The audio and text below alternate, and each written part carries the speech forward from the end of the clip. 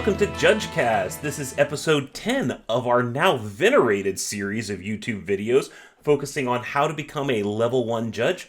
My name is Bryan Charles, and I am joined this evening, afternoon, morning drive to work by the one and only Charles Feather. Hello, hello. And the one and only Marco Sanchez. Hello, everybody. So, quick reminder and shout out to our sponsor. This episode and series is sponsored by Judge Foundry. Judge Foundry is a membership-based nonprofit organization serving the U.S. and Canada in providing certifications for tabletop gaming officials. They manage everything to do with obtaining and maintaining your certification and provide educational resources, like this one, to ensure that every Judge Foundry certified judge has the knowledge and skills to be successful. When it comes to running Magic events at your local game store or at larger international conventions, Judge Foundry is a great resource for you to certify your skills. For more information on Judge Foundry, visit judgefoundry.org and click on the orange Become a Judge button to find out how you can earn your level. The link is in the description below. Charles, tell us about some triggers. Well, in this episode, we will discuss triggers, what they are and what they are not. We are going to use the word trigger so often it will start to lose all meaning. I love that, actually. However, we will continue our focus on what a level 1 working F&M or scheduled events at a larger event should know. As always, not every corner is explored in depth, but if you wish to go deeper or explore topics faster than these videos come out, you can delve into our extensive library at JudgeCast.com or search for us in your podcast app of choice. Our podcasts are typically at least an hour, so you can get both more detailed discussion, humor, insight, and of course, our sonorous disquisitions. So, triggered abilities are abilities that have a trigger condition and effect. All triggers will involve the words when, whenever, or at. Those are your three magic words. And are typically written out, and here are a few examples. When this creature enters, exile target player's graveyard. Whenever you cast a creature spell, create a 3/3 green beast creature token. And at the beginning of combat on your turn, you may have target creature get +2/+0 until end of turn. Whenever a game event or game state matches a triggered abilities trigger event, the trigger will occur. We said we were going to say the word trigger a lot. Triggered abilities are not cast or activated, and the trigger condition can be met in the middle of casting a spell or resolving a spell or ability. However, even though the trigger condition occurred, the action won't go on the stack right away. All triggers wait for a player to get priority before they are put on the stack, and they still use the stack to resolve. Triggered abilities only trigger once for each trigger event. However, if the trigger event happens multiple times in a single event, the trigger will trigger repeatedly. However, sometimes triggered abilities will have an instruction, like, do this only once each turn. In that case, the ability will only trigger if the source's controller has not yet done the thing. Once an ability has triggered, it's put onto the stack, it becomes the topmost object on the stack. The next time a player would receive priority. Now, here's the thing you've probably never thought of. What does a trigger look like on the stack? The truth is, it's kind of boring. Really unexciting. In fact, this is probably why players miss so many triggers to begin with. No, not really, but it is really boring. It just has the rules text that created it. It has no name, no color, no other characteristics. So does that mean that protection from red won't protect you from damage dealing red triggers because there is no such thing as a red trigger? No, because prevention effects still look at the source of the trigger. Another way to think about it is this. Drakaseth, Maw of Flame's trigger is not red, but its source is very red. Oh so very red. So what happens when multiple triggers go on the stack at one time? We rely on our friend AppNap, active player, non-active player, to determine the order. All triggers from the active player are placed on the stack in any order. Then the non-active player puts all their triggers on the stack. In a multiplayer game, you keep going in turn order until everyone's triggers are on the stack. Then you start resolving them from the top down. In a two-player game, the non-active player triggers go on the stack last, but they resolve first. Now we start getting into the rules that only apply to some triggers, but not all of them. Some triggers have modes or targets. Those need to be determined as the trigger goes on the stack. If the trigger requires a target and there are no valid targets, the trigger is just removed from the stack. It's still triggered, it just got yoinked off the stack. It was not countered, okay? And the same is true if you can't choose any modes for some reason. Now, some triggers have this thing called an intervening if clause. If you've listened to any of our pre-release notes episode, you're probably very familiar with these. These have an if condition, and if is in quotes here, between the trigger event and the trigger effect. The if condition is what is called an intervening if clause.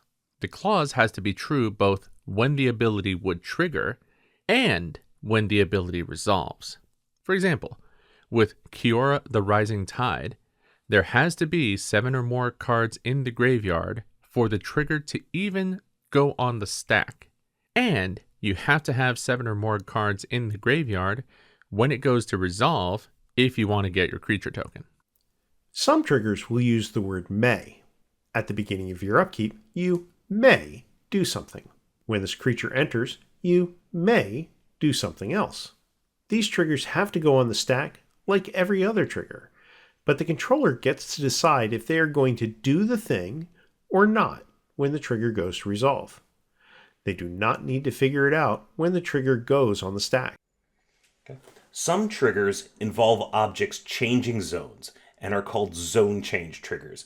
These are triggers that often try to do something to an object after it changes zones.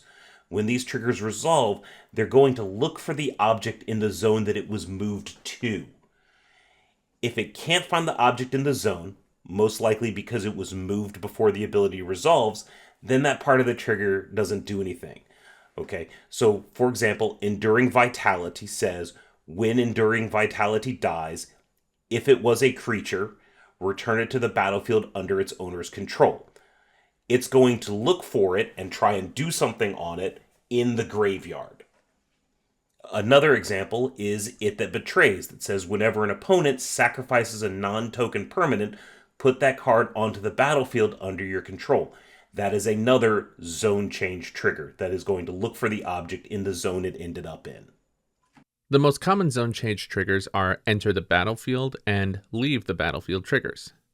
Enter the Battlefield triggers can happen whenever an event puts 1 or more permanents onto the battlefield, and all Enter the Battlefield triggers that match that event trigger. Now, continuous effects can modify the characteristics of the permanent, and if it does, the permanent will enter with these modified characteristics. The permanent will never be on the battlefield without them. So for example, we have 3 cards in play here.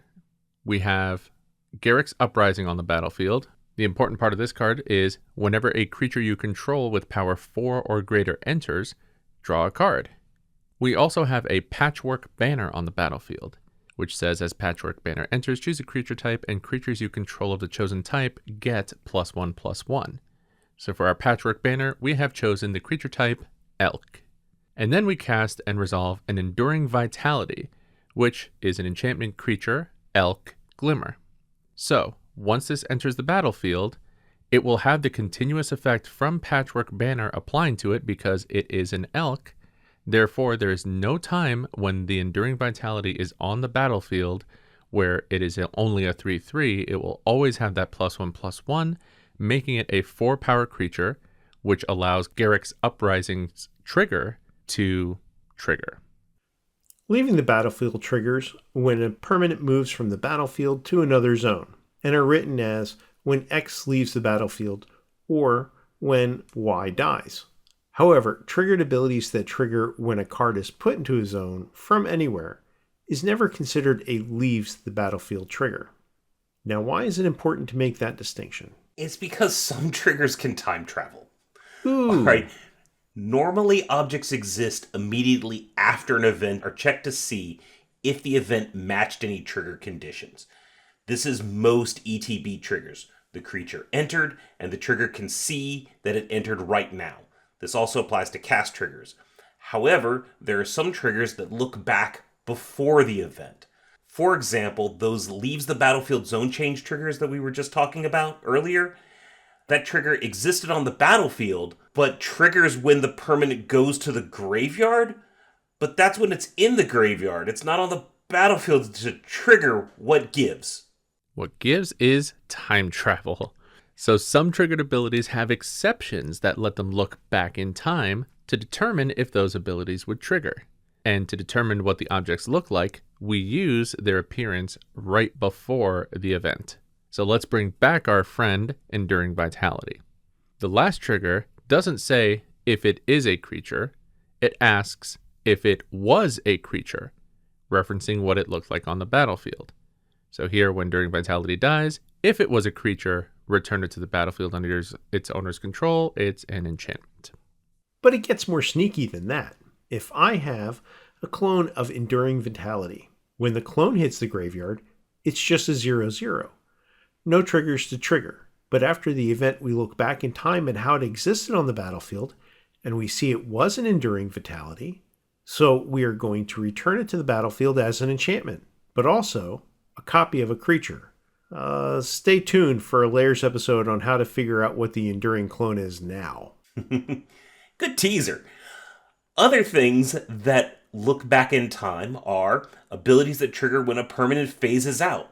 Those have to look back in time because by the time it's phased out, it's just gone. Abilities that trigger when an object becomes unattached, like equipment, and abilities that trigger when an opponent loses control or an opponent gains control of an object, and abilities that trigger when a spell is countered. So those abilities and the leaves the battlefield triggers are able to look back in time and can use the existence of those triggered abilities on the object immediately prior to the event to determine whether or not it would trigger. Whew. That's a lot. However, there's even more. We have these things called a delayed trigger. Sometimes an effect will create a delayed trigger, and these triggers are triggers that are created but then can do something at a later time. They will always contain the words when, whenever, or at, but the sentence won't begin that way. For example, on Reflection of Kiki Jiki, the ability says, create a token that's a copy of another target non-legendary creature you control, except it has haste. Sacrifice it at the beginning of the next end step. So, delayed triggers get created, and then they just sit around waiting in limbo for the trigger event to occur. And then they're put on the stack just like any other trigger. If a delayed trigger refers to an object, and that object has changed characteristics, the delayed trigger can still find it. So if a trigger says, sacrifice this creature at the beginning of the next end step, and it has become an enchantment since then, the trigger can still find it. But if the object has left the appropriate zone, it's a new object, and the delayed trigger can't find it. Sometimes, spells and effects will care about the source of a delayed trigger. In those cases, the source is the activated ability, triggered ability, or static ability that created the delayed trigger. Let's look at game state triggers. Some triggered abilities trigger when a certain game state is reached. These are not common anymore, but we still see them occasionally. Let's take the Millennium Calendar, for example. It has the relevant text at the end. When there are 1,000 or more time counters on the Millennium Calendar, sacrifice it, and each opponent loses 1,000 life. Woof. Yes, definitely woof. These abilities trigger as soon as the game state matches the condition, in this case, 1,000 or more time counters on the Millennium Counter, and they go on the stack at the next opportunity. Remember at the very beginning when we said when a player gains priority. Now here's a quirk about state triggers. Once they trigger, they won't trigger again until the ability has been resolved, countered, or otherwise left the stack. This prevents the game from getting into a loop where it just keeps adding the trigger over and over again. All right, next up is the new kid on the block in terms of triggers, and by new, we mean like 6 years. Reflexive triggers. Reflexive triggers appear when a resolving spell or ability allows the player, or tells them, to take an action, and then creates a triggered ability that triggers when the player does or doesn't take that action, or when something happens this way. We'll give an example.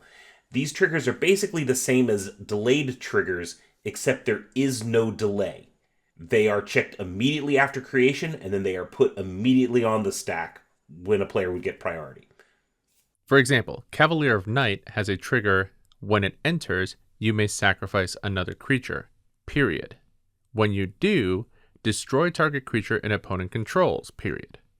Now, you do not need to target an opponent's creature when the Cavalier's trigger goes on the stack in the first place. Only after the trigger starts to resolve and you decide, I will sacrifice another creature. You sacrifice the creature, that fulfills the when you do portion, and then that secondary trigger will trigger. Now here's an example where wording is super important. Lorthos the Tidemaker has the trigger: whenever Lorthos the Tidemaker attacks, you may pay 8. If you do, tap up to 8 target permanents. Those permanents don't untap during their controller's next untap step. Lorthos doesn't say when you do, it says if you do, and has 8 targets. With this old wording, you have to declare all the targets when your whole ability is put on the stack.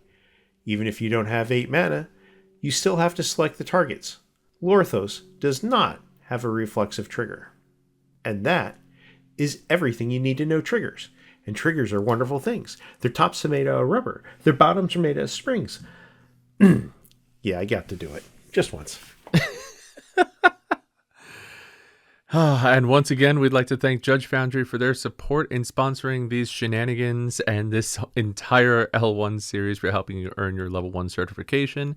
Make sure to visit judgefoundry.org and click on the orange Become a Judge button to learn how you can join the Magic judging community in the US and Canada and earn your certification with Judge Foundry. Join us next time as we continue our series for earning your level 1 certification, resolving spells and abilities, even the triggered ones we just talked about. And if you want to reach out to us, we have our own Discord server for judges new and old, fans, and anyone who supports the judging community. The invite link to our Discord server is in the description below, as well as our JudgeCast and individual social media links.